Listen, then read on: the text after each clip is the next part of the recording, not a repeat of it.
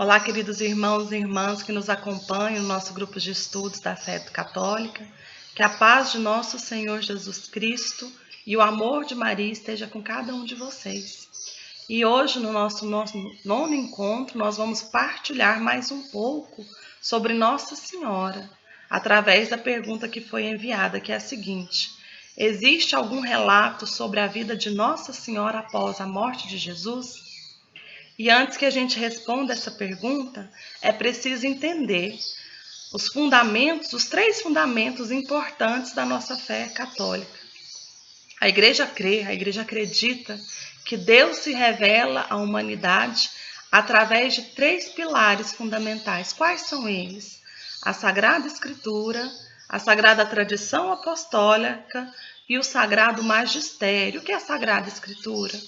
São um conjunto dos 73 livros canônicos, aqueles livros que são inspirados por Deus, que contam a história do povo de Deus, a sua experiência com o Senhor ao longo do tempo, dividido em Antigo Testamento e Novo Testamento.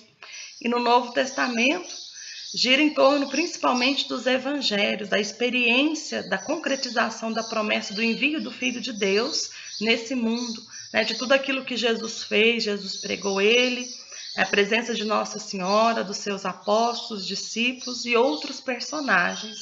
Então a Sagrada Escritura é a palavra de Deus, é Deus que se revela no meio de nós. Mas Deus não se revelou apenas através da Sagrada Escritura. Existe também a Sagrada Tradição Apostólica. O que é isso? É a ação contínua da transmissão da mensagem de Jesus, que foi feita tanto de forma oral, no início principalmente, como de forma escrita, primeiramente aos apóstolos, e continua sendo transmitida até nós, até os dias de hoje. Então a gente observa que desde os primeiros padres da igreja, a igreja valoriza esses ensinamentos, aqueles que tiveram contato direto com os apóstolos e que começaram através das suas homilias, dos documentos, dos seus escritos, a deixar por escrito esse tesouro da nossa igreja. Então muita coisa que não está na Sagrada Escritura está na Sagrada Tradição, porque a igreja guarda, alguns escritores desse tempo, da época da patrística, São Cirilo, São Justino, Tertuliano, Orígenes. Então são escritores dos primeiros séculos que relatam algumas realidades já dessa igreja que se inicia, que começa ali logo após a morte de Jesus. Existe também o Sagrado Magistério, que é o conjunto dos bispos em comunhão com o Papa, que tem o ofício, que tem a função de interpretar e ensinar de forma autêntica a palavra de Deus. Por quê? Porque eles recebem a ação do Espírito Santo. Então, quando eles estão reunidos e proclamam uma verdade de fé, que é o dogma é uma verdade de fé. Esse dogma, então, vai ter um caráter infalível. O que é isso? Imutável. Não falha, porque é pela ação do Espírito Santo que é proclamada aquela verdade de fé. Então, todo católico precisa crer naquilo que a igreja proclama como verdade de fé. Se a gente não crer, a gente está cometendo uma heresia, algo contrário à nossa fé. Então, o Papa e os bispos são infalíveis quando dizem respeito aos dogmas da Igreja Católica e principalmente no julgar a autenticidade de certas tradições da Igreja também.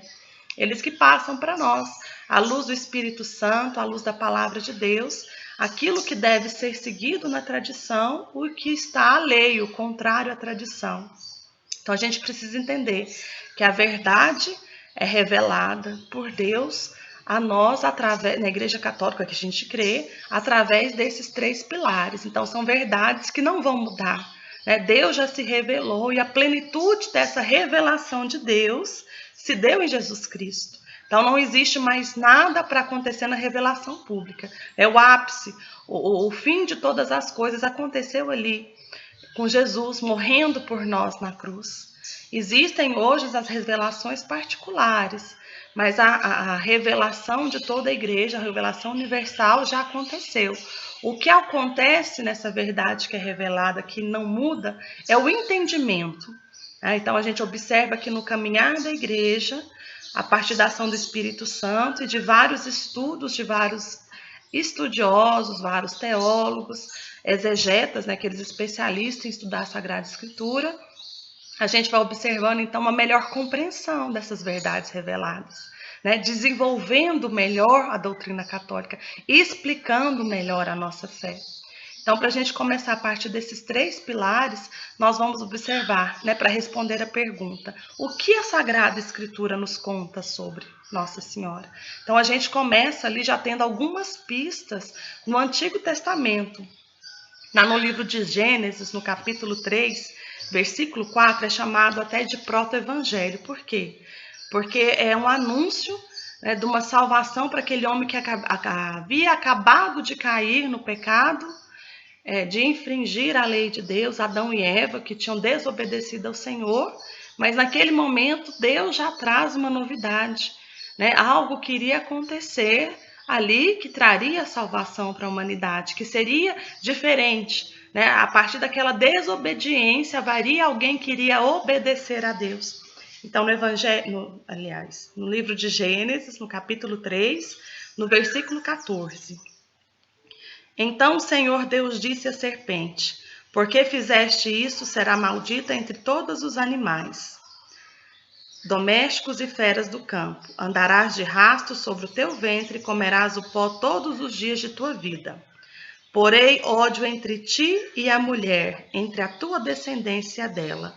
Esta te ferirá a cabeça e tu lhe ferirás o calcanhar. Então a gente observa que após esse pecado de Adão e Eva, Deus então se dirige à serpente, né, e fala para ela: porei ódio entre ti e a mulher. Que mulher é essa? É Nossa Senhora. É através daquela mulher que obedeceria à vontade de Deus, que não cairia no pecado, entraria então a salvação, através da descendência daquela mulher. Quem é a descendência de Maria? Jesus. Traria novamente para nós, para a humanidade, a salvação. E não só aqui no no livro de Gênesis, que a gente observa esse anúncio de Nossa Senhora.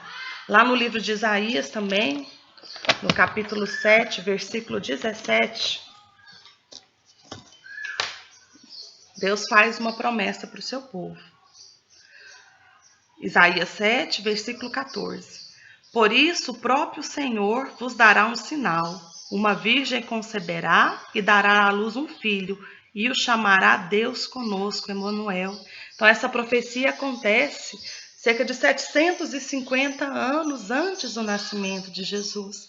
Então o povo de Deus já sabia que através de uma virgem viria a salvação para o mundo.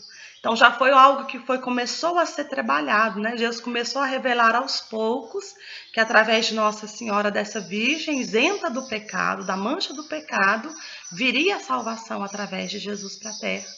Então, assim, a gente já vê esse preparo no Antigo Testamento. E no Novo Testamento, o que é falado sobre Nossa Senhora?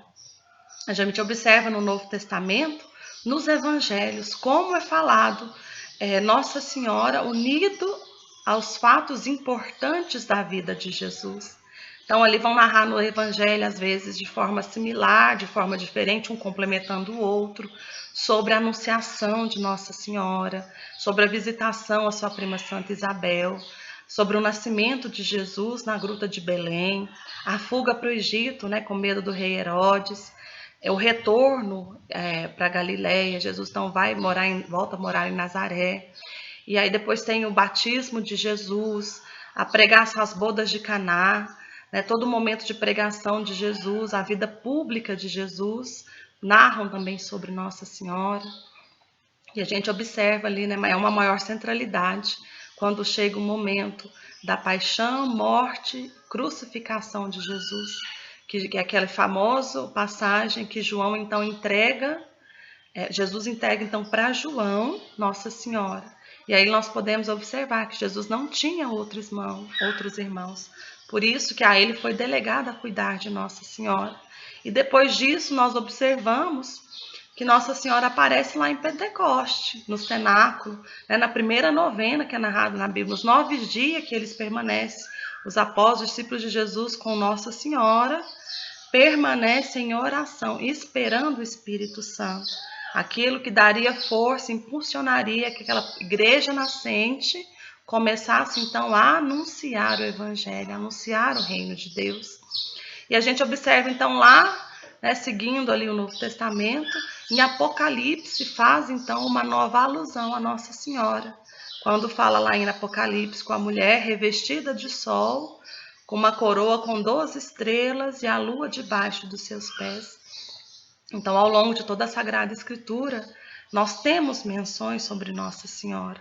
É claro, a gente precisa entender que na Bíblia contém aquilo que é necessário para a nossa devoção. Não tem como ter todos os relatos.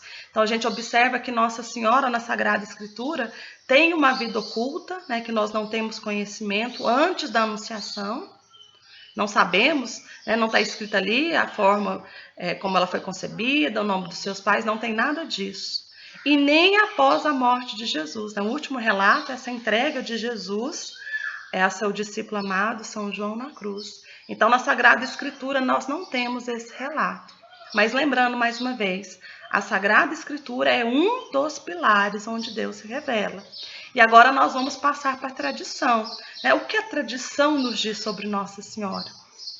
Lembrando que ao mesmo tempo, quando foram escritos os livros que são considerados canônicos, que são considerados livros inspirados por Deus, existiam também, durante toda a história da Igreja nascente ali, outros escritos. Não eram só esses escritos que foram inspirados. Existem, assim como no meio de nós hoje, pessoas que escrevem sobre a religião, sobre essa experiência, coisas que realmente são conforme a Igreja, outras não, a partir da experiência que elas tiveram. Naquele época do início do cristianismo também existia isso. E eu gostaria de falar agora sobre os escritos apócrifos. O que são apócrifos? São aquilo que é oculto, Foram os escritos que não foram considerados inspirados por Deus. Mas alguns deles a Igreja considera como inspirados, como tradição da Igreja, como aquilo que pode ser realmente levado em consideração como tradição. Então, a gente precisa observar que esses escritos apócrifos são divididos em três categorias diferentes. São aqueles, então, que são considerados exagerados, que contam uma história totalmente exagerada de Jesus, que são contrários totalmente à nossa fé. Existem também os escritos que são alternativos, que trazem uma fé alternativa do cristianismo, trazem algumas coisas paralelas, que muitas vezes entram em contraste com aquilo que a Igreja prega. E existe também os apócrifos complementares, que complementam aquilo que a Igreja crê, o que já existe na Sagrada Escritura e confirma o que está escrito na Sagrada Escritura. Então, dentre os escritos apócrifos, existem alguns escritos sobre Nossa Senhora que a Igreja considera parte da tradição. Por exemplo, o Evangelho de Tiago é um desses escritos. O livro de Dormição de Nossa Senhora, o livro de Pseudo-Mateus, são alguns apócrifos que a Igreja considera parte da tradição apostólica, que começou lá atrás, que são datados dos primeiros séculos também, e inclusive os primeiros padres que eu citei anteriormente citaram, nas suas homilias, nos seus escritos, nos seus documentos, esses evangelhos apócrifos. Por exemplo, algumas informações que não existem na Bíblia e que a Igreja proclama, como a Assunção de Nossa Senhora, a sua dormição, Maria não morreu, então ela dormiu. Naquele momento ali que ela dorme, ela é levada assunta aos céus em corpo e alma. A virgindade de Maria. Os evangelhos apócrifos confirmam. O nome dos pais de Maria está lá no proto-evangelho, ou o evangelho de Tiago, que é Ana e Joaquim. Lá está escrito, inclusive conta que a casa de Nossa Senhora inicialmente ficava ali em Jerusalém, onde ela viveu com seus pais, ao lado da piscina de Betesda. Então, são informações que estão lá desde o primeiro século, do início da Igreja, que foram usadas pelos primeiros padres. Então, a Igreja acreditava nessas informações. E vem daí essas outras informações que muitas vezes não estão contidas na Bíblia. E outros irmãos nossos de outras denominações têm essa dificuldade de entender, porque para eles as informações, as revelações de Deus são feitas somente na Sagrada Escritura. Mas nós precisamos lembrar que nós, enquanto Igreja Católica, somos uma igreja que está há mais de 2000 anos, né, peregrinando nessa terra. Então não tem como jogar fora toda aquela experiência inicial dos primeiros padres, não. Nós aproveitamos, como eu falei antes, a fé revelada é uma só, mas a igreja vai crescendo no seu conhecimento da fé e vai aproveitando, vai aprimorando. E segundo a tradição, né, respondendo agora, finalmente chegando à resposta da pergunta que foi feita, segundo a tradição apostólica, existem 2 relatos diferentes sobre o destino final de Nossa Senhora após a morte de Jesus. Lembrando, né, a igreja não bate a chancela, ou seja, não afirma como verdade única nenhum dos dois. Ela aceita esses dois desfechos, esses 2 relatos. O primeiro deles, acredita-se que Nossa Senhora passou toda a sua vida, né, viveu toda a sua vida em Jerusalém. Então, a Assunção aconteceu também, a sua dormição e a Assunção aconteceu também em Jerusalém. Então, conta esse primeiro relato, que Nossa Senhora descobriu 3 dias antes da sua morte, ela foi avisada por Jesus que aconteceria a sua morte. E ela quis que todos os apóstolos estivessem naquele momento junto com ela. E assim aconteceu.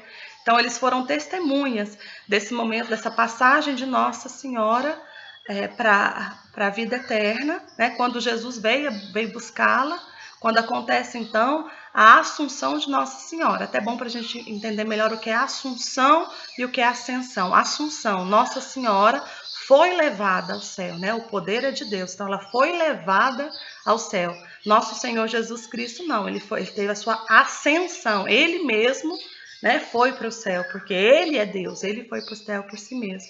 Então, esse é o primeiro relato. E esse primeiro relato, né, é também confirmado por Hipólito de Tebas, um desses primeiros escritores cristãos, lá no início do cristianismo.